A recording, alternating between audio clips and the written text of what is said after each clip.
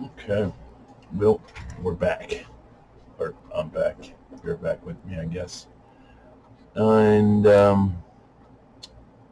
so today I would like to talk about, excuse me, get over a cold, and this cough has been persistent, pain in my butt. Just kind of want to talk about um, being a father. And, how that changes you as a person, and you know um, how your relationship with your kids kind of changes as they get older, and you know and kind of how you just look at yourself and kind of you know constantly ask your questions. Am I being the best father that I can be? um,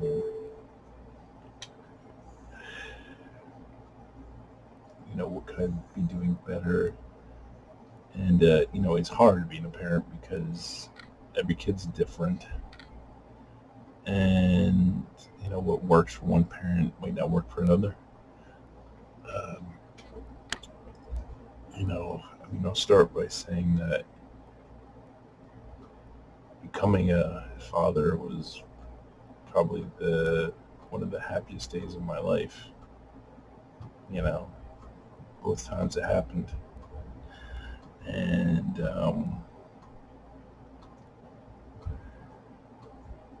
it kind of changes how you just approach life, because you go from you know living for yourself and for your wife at the time, because it was just me and my wife. But then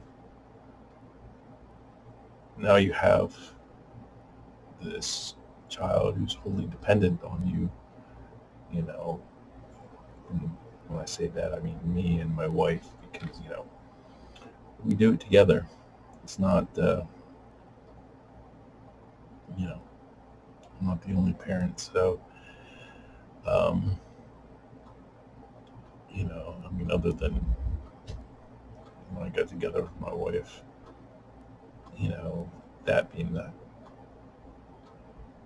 of the happiest days of my life. Um, there's just something about like the birth of your child. When Isabella was born, in there in the delivery room with my wife, and just seeing, the look of pure joy on her face when they took Isabella and carried her into the next room to, clean her off and weigh her and all that good stuff. Just poke her, prod her, make sure she's a healthy baby. Um, I mean, that kind of look of pure joy on somebody's face is, there are only a few times in life that you see that, you know, and that was one of them. I always remember that. Um, Now, as a father, personally, I find it easier to be a father to young children, because they're simple. You know, very few needs. I mean, it changes from a baby to where you pretty much have to do everything for them, um, and the only way they can communicate with you is by crying. You know, um, or laughing, or whatever. Like, you're guessing. You have that crying baby. Like, okay, did she soil her diaper? Nope, she's good there. Is she gassy? Try burper. Okay, nothing came out. Is she hungry? Try to feed her. Nothing. You know, is she tired? Try to put her to sleep. Nope. Like, you go through everything, Nothing seems to work. Still cry. And you're like, well, I do. Well, that's when you go through the whole list again, and again until something takes. Because, it might be she actually is gassy, and it takes a while for it just to come out. She burps, she farts, she's good. You know, um, and then they start walking. Yeah, well, first they start crawling, and then you got to watch. Okay, make sure they don't crawl off the edge of the bed or something. You know, the terror truly starts when they start walking and then running, because they have no concept of consequences for their actions. So, have a staircase going down, they run full speed right towards that staircase, not understanding that they can go falling and tumbling down, hurting themselves. Just, it seems like you're constantly trying to keep them from killing themselves. You know, they're not trying to kill themselves, they just don't understand the consequences, but that's the way I like to explain it, because that's what it feels like. Then I always love when they start talking and asking questions. Like for Alexa, some of my favorite memories with her is when she'd be sitting on my lap in front of the computer, and she'd be asking me questions, and at some point I just run out of answers. So, well, let's Google it, let's look it up, find out what this means, or the answer to your question.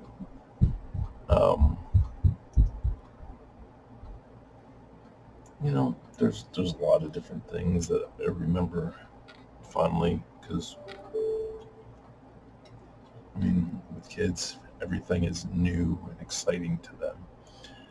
They want to know why about everything. It's just that sense of wonder, like stuff that we get old and jaded, and we're just like, whatever. Sunset, sunrise. I've seen a million of them. Well, maybe not a million, but hundreds of thousands of them. Kids see that, there's like, oh, or I don't know, something simple like the reaction between vinegar and baking soda. Or just another thing they use for like the volcano school projects. Well, stereotypically, I don't know in the future if kids will still be doing that. I hope so. It's just the joy of and wonder in their eyes. Um, and I've always loved kids, so just to me, it makes me feel like a big kid, and I get to play with them. And, then they get to be a teenager, and they stop.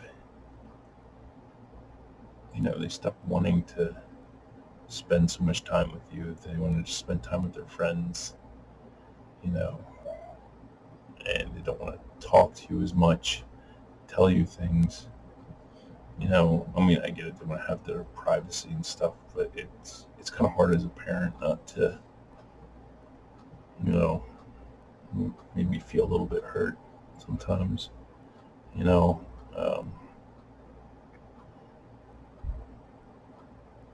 because they're kids, you love them, you die for them,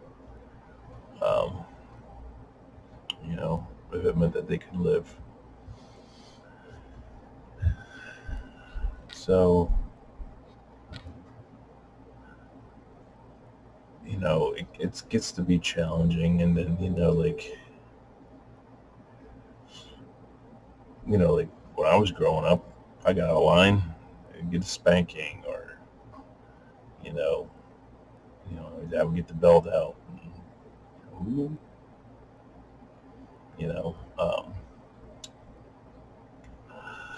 parenting is different now than it was when I was a kid, and it's probably going to be a lot different when my children become parents, if they decide to become parents. I hope they do. kids are awesome, and you try to raise your kids to be better people than you were. Um,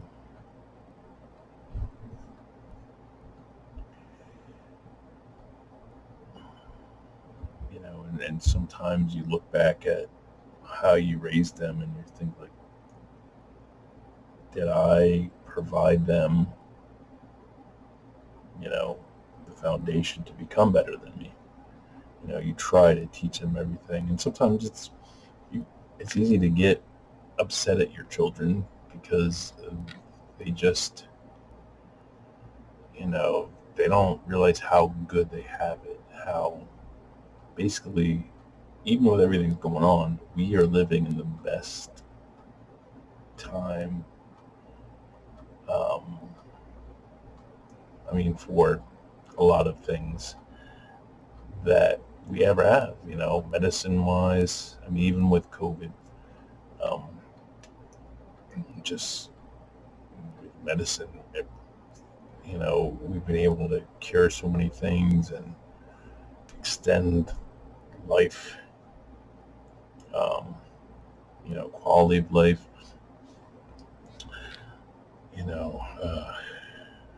it's crazy because, it's so much better. Everybody complaining about things. Excuse me. I'm like, really? You don't? Like I remember I used to get upset with Alexa when she would be like, I'm bored. I'm like, are you kidding me? You have at least 5 channels on TV that are dedicated just to kids. You have all these toys, all these games. We have computers in the home. We didn't have computers in the home until I was a teenager. And they were a far cry from what they are now. We had dial-up and stuff like that. But I'm getting off topic.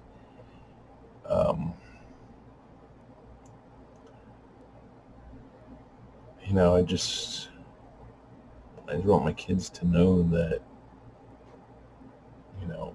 I tried to be the best father I could for them. I tried to teach you what's the proper way to act to people,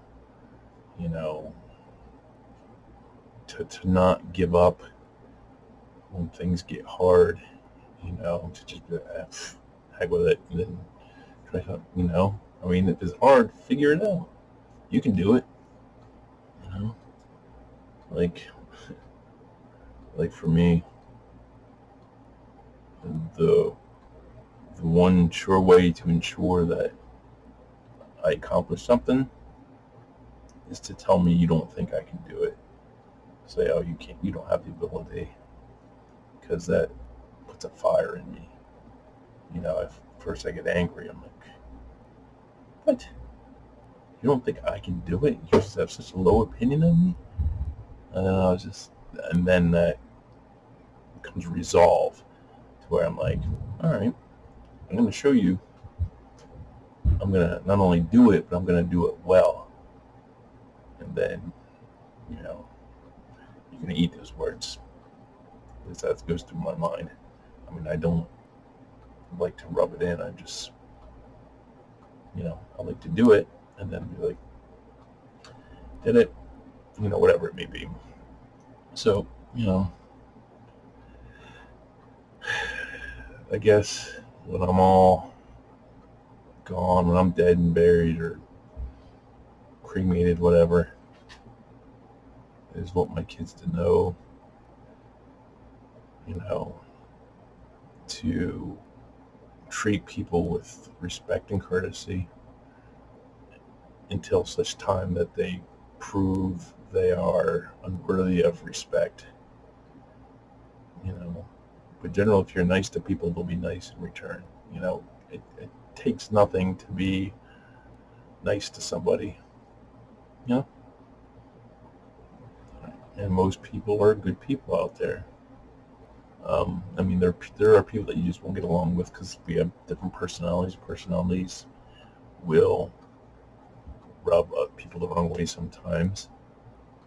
But, even with people you disagree with, instead of shouting them down and telling them that their ideas are worthless, and sit down and talk to them. Try to understand it from their point of view, and when they tell you their point of view, take notes if you're able to. And then before you respond to them, truly look at and listen to what they've said, run it through the old brain box, and then, repeat back to them, okay, this is your stance as I understand it, to make sure that you do understand what they're saying. Because a lot of difficulties in life just arise from misunderstandings. So you gotta get to that common ground. Then you can have a rational discussion. You be polite, you be courteous, you talk it back and forth. Don't just dismiss their ideas, because that's going to end the debate right there, or the honest conversation. Try to understand. And it's hard sometimes, but if you train yourself, you can do that, and you can get to the point where you can maybe understand where they're coming from, and maybe still not agree with it, but at least you understand, and then try to explain to them in a way that's clear and concise and accurately portrays your stance. It's we're not all going to agree on the same things, but just because someone disagrees with you doesn't mean that they're wrong. It's because there's been plenty of times I've listened to Democrats, I've listened to Republicans on the same issue, and they each put forth a rational argument that sounds good. And generally, they don't,